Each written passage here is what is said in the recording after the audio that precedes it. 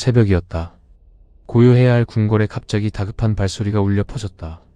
칼을 든 낯선 사람들이 문을 밀어젖히며 안으로 들이닥쳤다. 잠에서 막 깬 궁녀들의 비명이 긴 폭도를 가득 메웠다. 그들이 찾는 사람은 단 한 명. 조선의 왕비였다. 무장한 침입자들은 망설이지 않았다. 문이 잠겨있으면 부수고 길을 막으면 칼끝으로 밀어냈다. 궁녀들은 왕비를 숨기기 위해 이리저리 뛰어다녔지만 어디에도 안전한 곳은 없었다. 궁궐은 더 이상 왕실의 안식처가 아니었다. 누군가 사냥감을 쫓듯 왕비를 찾아다니고 있었다. 왕비는 급히 화려한 예복을 벗어 던졌다. 눈에 띄지 않기 위해 평범한 궁녀의 옷으로 갈아입었다. 주변 사람들은 숨을 죽인 채 그녀를 다른 방으로 이끌었다. 잠시만 버티면 살 수 있을지도 모른다는 희망이 스쳐 지나갔다. 하지만 침입자들의 발걸음은 점점 가까워지고 있었다. 폭도 곳곳에서 문이 거칠게 열렸다. 숨은 사람들은 하나둘 끌려 나왔고 침입자들은 얼굴을 확인하며 왕비를 찾았다. 아니다. 또 아니다. 초조함이 커질수록 그들의 움직임은 더욱 거칠어졌다.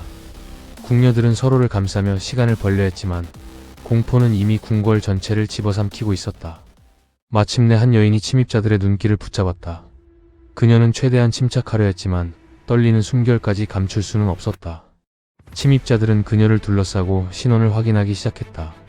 주변에서는 아니라고 외치는 목소리가 이어졌지만 아무도 그들을 멈추지 못했다. 순간 궁궐 안의 시간이 멈춘 듯 조용해졌다. 잠시의 침묵 뒤 칼이 번쩍였다. 왕비를 지키려던 사람들이 몸을 던졌지만 순식간에 밀려났다. 비명과 고함이 뒤엉키며 좁은 공간은 순식간에 아수라장이 되었다. 칼날은 거침없이 휘둘러졌고 피가 차가운 바닥 위로 번져갔다. 조선의 국모는 끝내 침입자들의 손에서 벗어나지 못했다. 궁녀들은 무너진 바닥에 주저앉은 채 흐느끼기 시작했다. 누군가는 왕비를 향해 울부짖으며 달려갔지만 침입자들은 거칠게 밀쳐내 마지막 희망마저 끊어버렸다. 방 안은 순식간에 울음과 침묵이 뒤섞인 절망으로 가득 찼다. 잠시 뒤 이 끔찍한 소식은 급히 왕에게 전해졌다. 고종은 말을 잇지 못한 채 굳어버렸다. 왕비를 잃었다는 사실보다 더 두려운 것은 궁궐 안에서도 누구 하나 자신을 지켜줄 수 없다는 현실이었다. 침입자들이 궁궐을 빠져나간 뒤에도 누구 하나 쉽게 움직이지 못했다. 왕실 사람들은 서로의 얼굴만 바라본 채 말을 잃었다. 왕비를 지키지 못했다는 충격은 궁궐 전체를 무겁게 짓눌렀다. 하지만 이 비극은 아직 끝난 것이 아니었다. 왕비를 잃은 왕은 이제 자신의 목숨마저 안전하지 않다는 사실을 깨닫기 시작한다. 그리고 그 두려움은 머지않아 조선을 뒤흔들 또 다른 선택으로 이어지게 된다. 날이 밝자 궁궐은 숨을 죽인 듯 고요했다. 고종은 왕비가 마지막으로 머물렀던 곳을 천천히 바라봤다. 어젯밤의 비명은 사라졌지만 바닥에 남은 핏자국은 아무 일도 없었다는 듯 그대로 남아있었다. 왕은 끝내 아무 말도 하지 못했다. 그 침묵 속에서 그는 분명히 깨닫고 있었다. 다음 차례는 자신일지도 모른다는 사실을. 궁궐 밖에서는 소문이 삼시간에 번졌다. 왕비가 궁 안에서 살해되었다는 이야기는 한양을 뒤흔들었다. 사람들은 믿을 수 없다는 표정으로 서로를 바라봤다. 전쟁터도 아닌 왕궁에서 이런 일이 벌어졌다는 사실은 조선 사람들에게 커다란 충격이었다. 나라를 지켜줄 왕실조차 안전하지 않다는 불안이 거리마다 번져갔다. 대신들이 급히 모이자 회의장은 시작부터 거친 언쟁으로 뒤흔들렸다. 한 대신은 탁자를 힘껏 내리치며 지금 당장 일본을 규탄해야 한다고 외쳤다.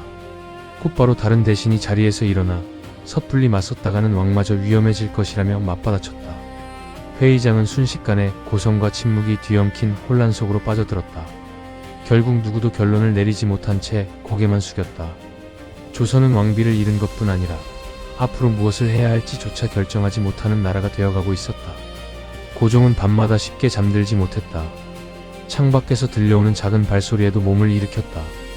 혹시 또 누군가 궁으로 들어오는 것은 아닐까? 왕비를 잃은 슬픔보다 더 크게 다가온 것은 자신도 같은 운명을 맞을지 모른다는 공포였다. 그 두려움은 하루가 지날수록 더욱 깊어졌다. 궁궐의 분위기는 눈에 띄게 달라졌다. 사람들은 큰 소리로 말하지 않았고 폭도를 걸을 때조차 주변을 살폈다. 서로를 의심하는 시선이 들어갔다. 왕을 모시는 사람들조차 내일을 장담하지 못했다. 조선의 중심이었던 궁궐은 어느새 두려움에 갇힌 공간으로 변해 있었다. 고종은 결단을 내려야 했다. 이대로 궁궐에 남는다면 자신의 목숨도 위험할 수 있었다. 믿을 수 있는 사람은 점점 줄어들고 있었다. 마침내 그는 아무도 예상하지 못한 계획을 준비하기 시작했다. 궁궐을 떠나는 것. 왕에게는 마지막 선택이었다. 어둠이 다시 궁궐을 덮은 어느 날, 극소수의 사람들만 계획을 알고 조용히 움직였다. 왕은 눈에 띄지 않게 궁을 빠져나갈 준비를 마쳤다. 왕비를 잃은 비극은 이제 왕마저 궁궐을 떠나게 만드는 새로운 사건으로 이어지고 있었다. 조선의 운명은 또 한 번 크게 흔들리기 시작했다. 1895년 가을 새벽, 궁궐에서 벌어진 왕비의 죽음은 단 하루의 비극으로 끝나지 않았다. 그날 이후 조선의 왕은 자신의 궁궐조차 믿지 못하게 되었고, 나라는 더욱 깊은 혼란 속으로 빠져들었다. 그리고 얼마 지나지 않아 고종은 목숨을 지키기 위해 궁궐을 떠나 러시아 공사관으로 향한다. 다음 이야기에서는 조선의 왕이 한밤중 궁궐을 탈출한 사건, 아간파천이 시작됩니다.